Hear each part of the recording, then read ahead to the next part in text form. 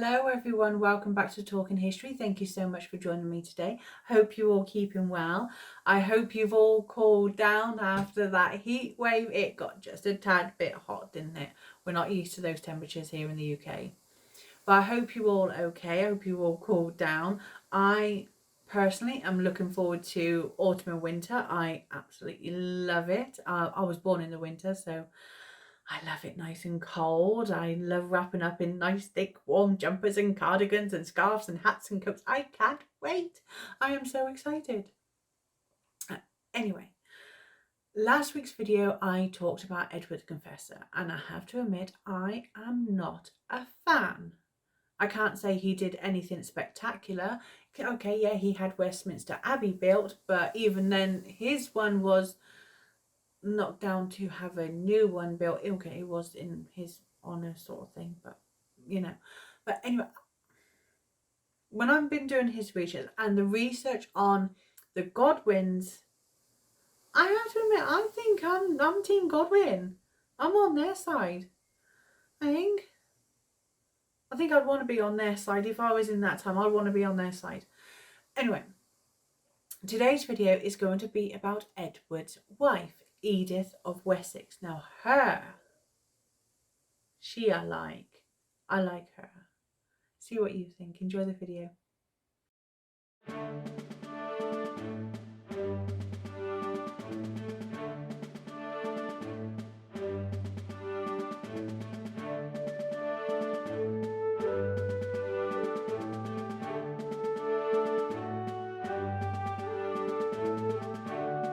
Edith was born around 1020 to 1025. There's not an exact date of birth known.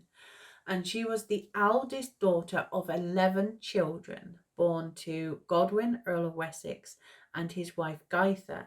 And Gaitha was of Danish heritage, which meant Edith and her siblings were half Viking.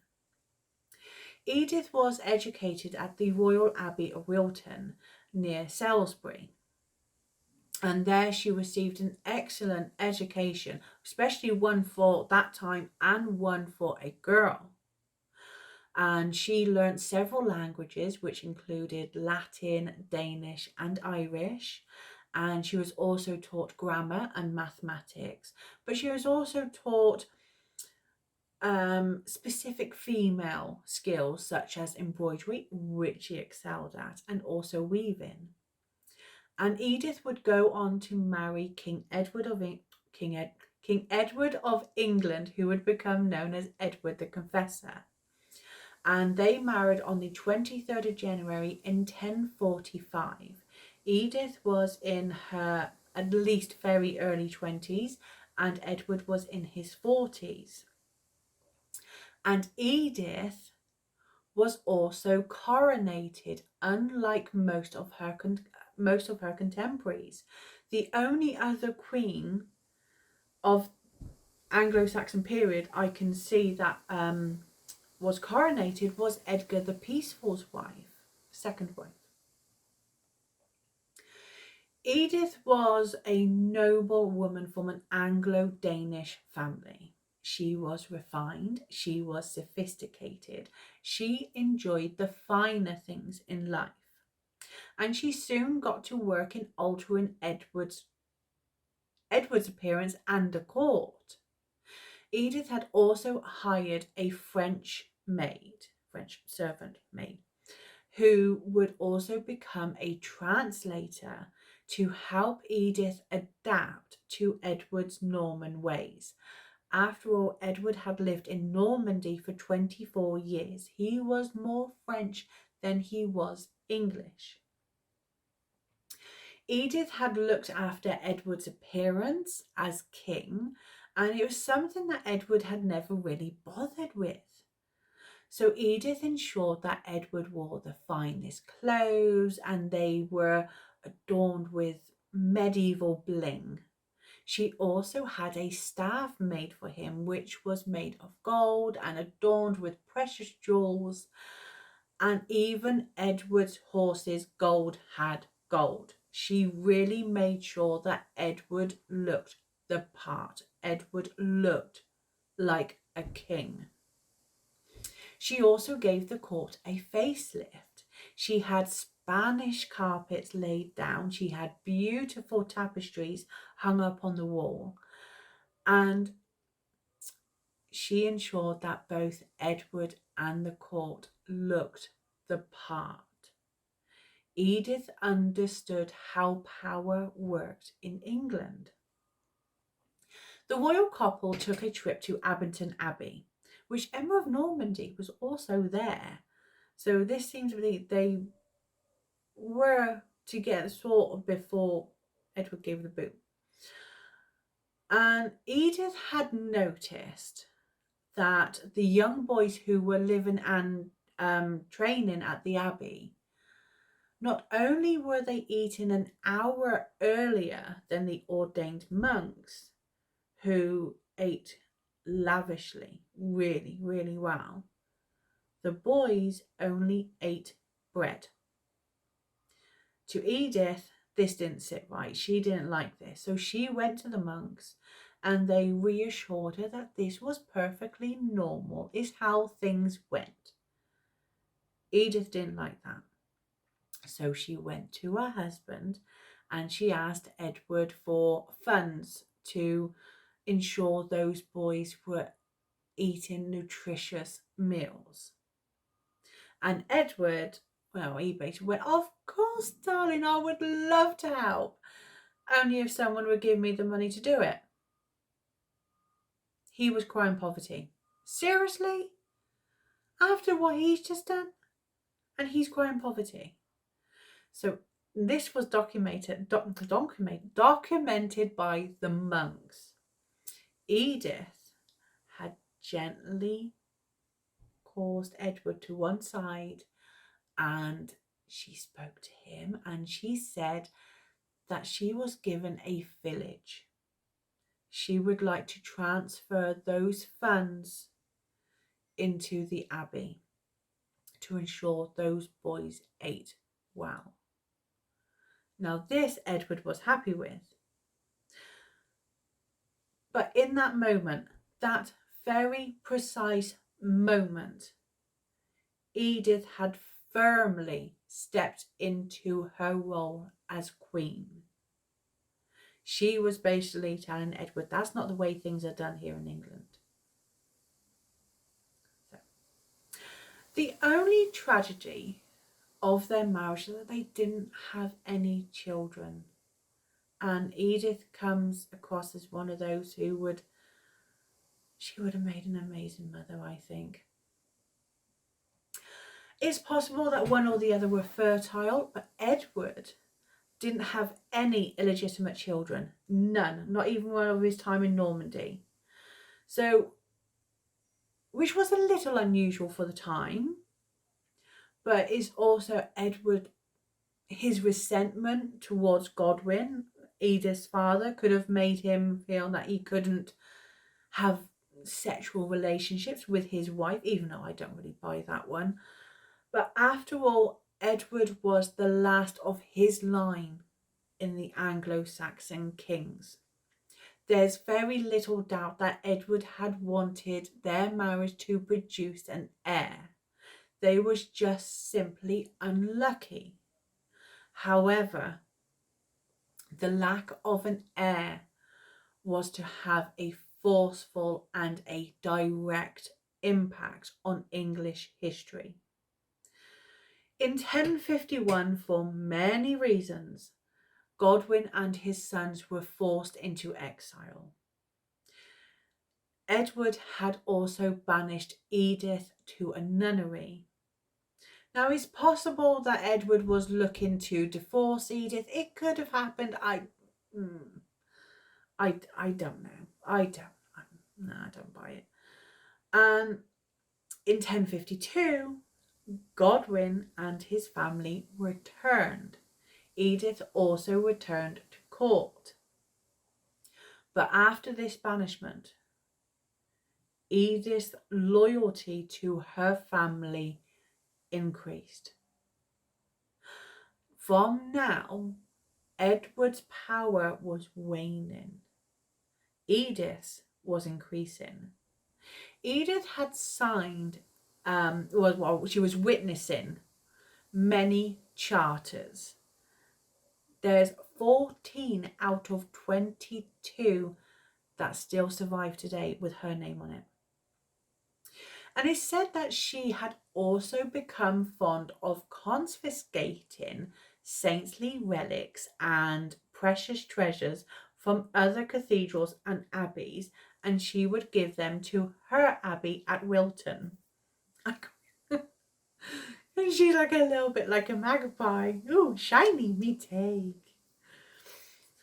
In 1057, Edward and Edith had welcomed the family of Edward the Exile. Edward the Exile was the eldest son of Edmund Ironside, who was Edward the Confessor's older half-brother. Unfortunately, on his arrival, literally within a day or two of arriving, Edward the Exile had suddenly died. Excuse me. A drink. Only water. Edward the Exile had suddenly died. Very mysteriously, suddenly died. So he never made it to court to meet Edward and Edith. But his wife Agatha and their 3 children, which was Christine, Margaret, and Edgar the Atheling, were welcomed at court. Edgar the Atheling was only around 4 or 5 years old, and Edith had took him on as if he were at home. She also saw that Margaret had a good education. She sent Margaret to Wilton Abbey, much like she had done, and gave her a good education. She also taught Margaret many things about being a queen, which Margaret would later adopt when she married King Malcolm of Scotland, and Christine became Abbess of Romsey Abbey. Now, Edgar the Atheling also has his own interesting story to tell. So, Edgar the Atheling is the only surviving bloodline on Edward's side. So he has a really good story to tell. If you would like me to do a video on Edgar the Atheling, let me know. Pop it down in the comments below and give this video a big thumbs up so I know to do a video. On Boxing Day in 1065, Edward fell ill, and between the 4th and 5th of January, Edward died in 1066. Edith's older brother, Harold Godwinson, was elected king by the council, but almost immediately, he went to war with Duke William of Normandy at the Battle of Hastings. Harold died at the Battle of Hastings, and Duke William was crowned King of England. He would become known as William the Conqueror.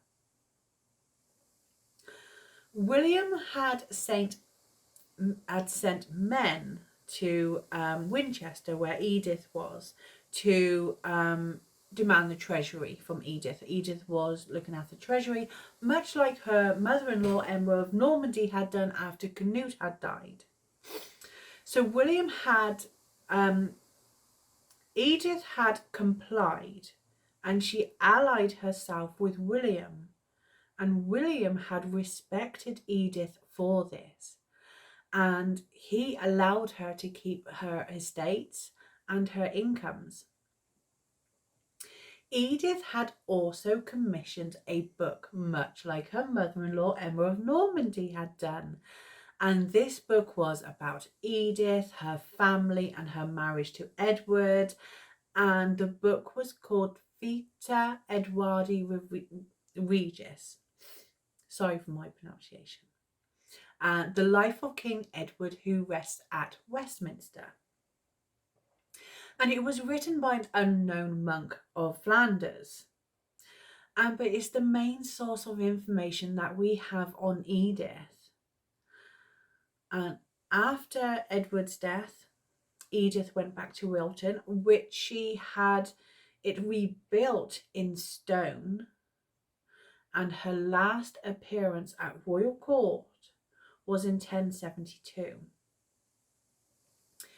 Edith died on the 18th of December in 1075 after a long illness. She was in her mid-50s and she was buried near Edward's tomb at Westminster Abbey. She would later be reburied to on the left side of the new shrine, but there's nothing that marks her grave. Nothing. And Edith is the only one of 3 women to be depicted in the Bayeux tapestry. That's it. Just 3 women in the whole of Bayeux tapestry. And that's it. I liked her. The research I've done on it, I know there's not an awful lot that survives, but I like her. And I think I'm all for God wins. I think. I'm doing the research on Edward. But let me know what you think. If you enjoyed the video, don't forget to give this video a big thumbs up and like and share and subscribe so we can reach even more history lovers like yourselves. Look after yourselves. I will all see you all soon for the next one, and the next one might be a biggie, so be prepared. Look after yourself. See you all soon. Take care. Bye.